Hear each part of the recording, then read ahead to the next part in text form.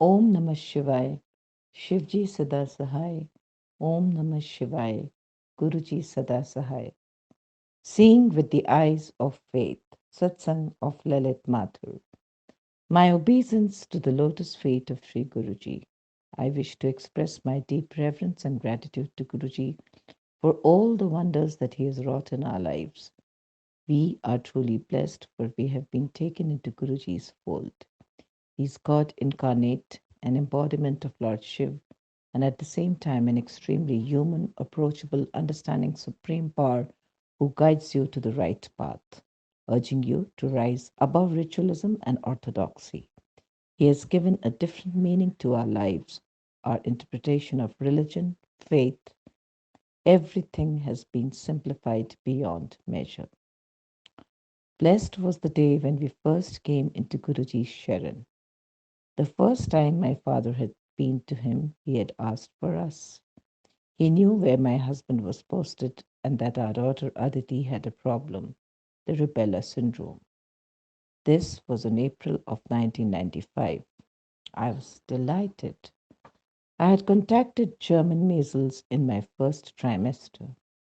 Consequently, Aditi was born with multiple problems that resulted in visual impairment because of congenital cataract, microphthalmos, microcornea, nystagmus, and glaucoma.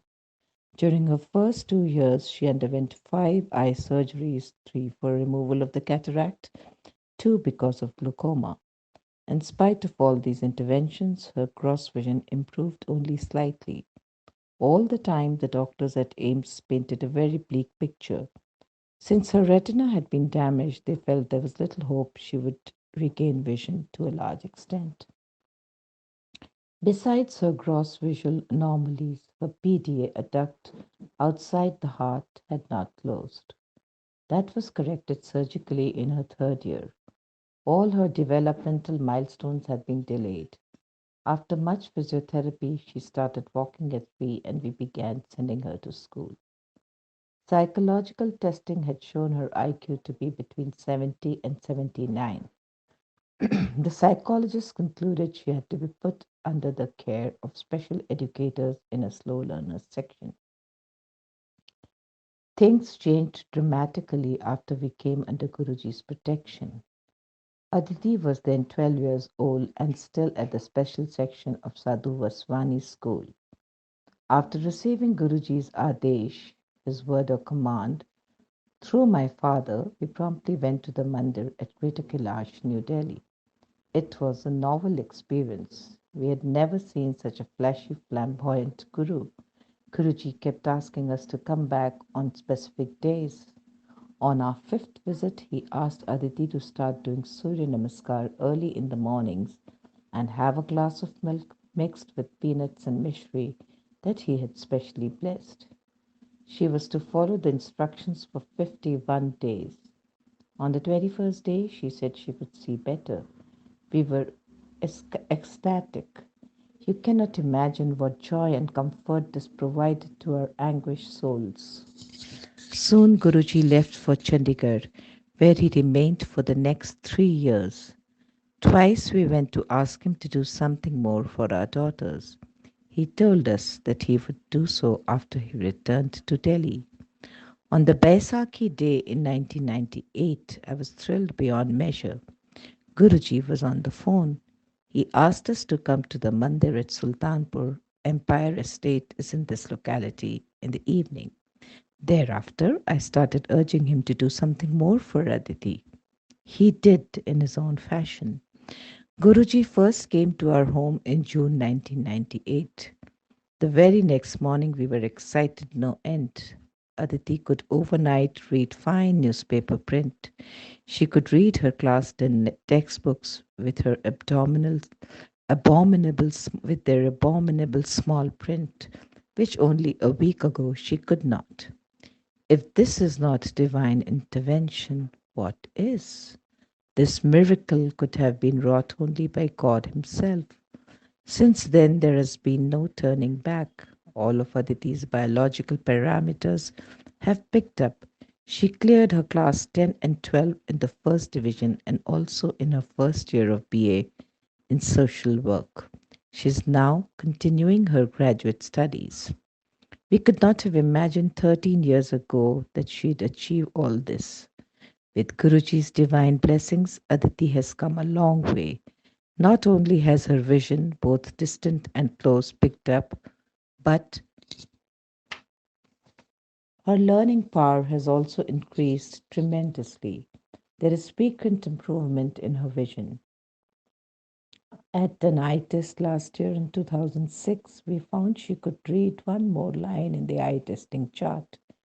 Aditi is now a confident youngster with supreme faith in Guruji. All this has meant a lot to us. From constant worry, anguish, and brooding about her future, I've shed all my fears and am convinced that he will take care of her. I am now more at peace with the world and have stopped asking, why me? Why with my first child?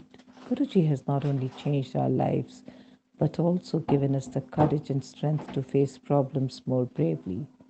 Faith in him has led us to trust that he is looking after our affairs and that nothing can go wrong. Cheating death thrice. Guruji's blessings have extended to the rest of the family also. He has saved my husband's life thrice from fatal mishaps. Once in a head on collision with an Ashok Leyland truck, which left his taxi so battered that those who saw it presumed that the passengers inside must have been killed.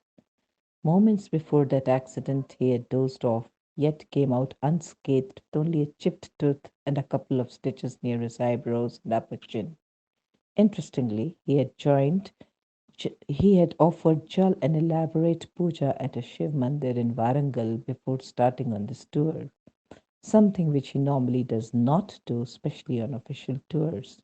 But then, don't we say, Guruji is Shivji? Then, on 13 December 2001, when terrorists attacked Parliament House, my husband was the last one to get safely in the nick of time. Seconds after he entered the building, shots rang out, and the guard who had ushered him in was shot dead. Guruji was surely looking after my husband. The third narrow encounter was with a leopard in the Srinagar golf course. My husband had foolishly decided to take a walk after dark. Around a bend, he thought he saw a dog just a few meters away. Surprised, he wondered how a dog could have got inside the heavily guarded golf course. Suddenly, the animal seemed to take a keen interest in him and advanced towards him. To his horror, he realized that it was a full grown leopard swishing its tail. He was rooted on the spot. Unbelievably, he merely shooed it away, and the leopard obeyed. Inexplicably, the leopard did not follow my husband when he tried to walk away. Another sure case of Guruji's intervention. Guruji has guarded not only his life but his career too. It was only because of his blessings that my husband got his promotion and postings. In spite of an impeccable record, the odds were against him. But for Guruji, he would not have been empaneled as secretary or got a prestigious posting in Srinagar before coming back to Delhi. In 1997, my son, who was riding pillion on a motorbike without a helmet, was knocked down by a speeding car. Anything could have happened, from a whiplash injury to the paralytic fate of Christopher Reeves or worse. Miraculously, he had no major injury. Guruji had come to our rescue. When my son was fit enough, he went to Guruji, who told him he had given him a new life. Betel leaves cure bronchial spasms. I have also not been excluded from his blessings. For 20 years, I had suffered from asthmatic attacks and was often put on steroids. I was always asking Guruji to bless my children, but never mentioned my problem. 3 years ago, I suddenly realized that the acute bronchial spasms had disappeared. Guruji told me that he had taken me off steroids, which is true because I have not needed them ever since. Also, for 3 consecutive summers, I would get low-grade fever, which persisted for 6 months and left me drained. The blood test showed a high count indicated of either cancer or TB. Doctors suggested all kinds of tests. My husband mentioned the health problem to Guruji, who asked me to put betel leaves that he had blessed on my head every night and sleep. Within days, my fever disappeared, never to recur. Dream darshans. I can go on endlessly about Guruji's blessings on the family. He has cured both my parents of cancer. My father had gone to him in 1995 after his cancer surgery.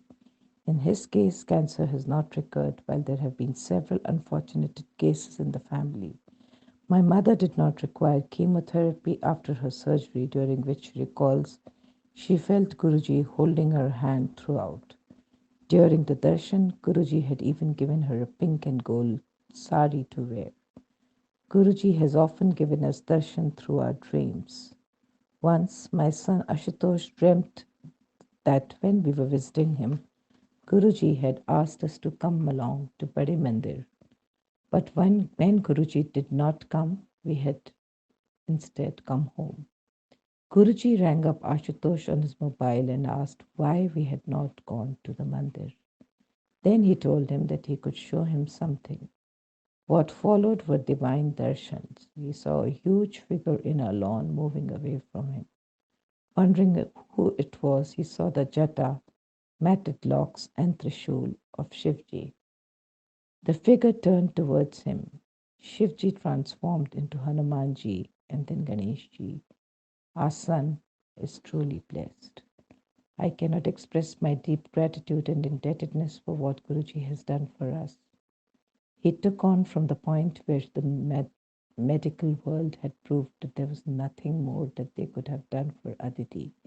That her vision became better thereafter cannot be interpreted as anything less than his divine intervention.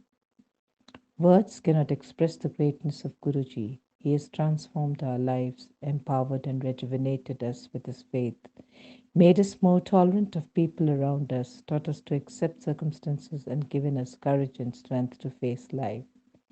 He gives in abundance and asks for little in return, only complete, unquestioning faith. Our lives have acquired a different meaning. He has given us lots of hope and the grit and capacity to move on. He's helped us evolve into better human beings. I truly believe he is the living incarnation of the Supreme Power. Call him what you will, Shivji, Krishnji, or Guru Nanak Ji, all rolled into one. All these miracles in our lives could only have been the work of the ultimate divine power. I beg to be allowed to remain in his Sharan forever. Blessed are those devotees who selflessly serve him. In his family, all those who come under his umbrella are treated alike. He teaches you true humility by sharing your experiences, your joys and sorrows, just as a family would do. A true microcosm within the macrocosm. There is so much of Guruji that is still left unsaid. From his inimitable style of putting me down in my place, Manga na kar, don't ask, and यूं ही तू ही फिरती है पंडितादेह कोल. You just keep going to pundits for no rhyme or reason. To his enigmatic divine smile or his tangible, palpable presence in the house, experienced through a whiff of his fragrance, or the ohms that suddenly appeared on his forehead in a couple of his calendars we had in the house, and by hundreds on the floor, so much so that we did not know where to put our feet. When I narrated this to him, he said, Take the gel, see what happens next. Once the water in the copper tumbler blessed by him tasted of the Amrit, divine nectar he had given us earlier. The best thing about Guruji is that he's so approachable. There has never been a time when we have been sick with worry that he has not turned his attention towards us and relieved us of it. It makes me conclude that there is no need to even voice one's apprehensions. May we be allowed to remain in his care forever. Beyond Shukrana Guruji.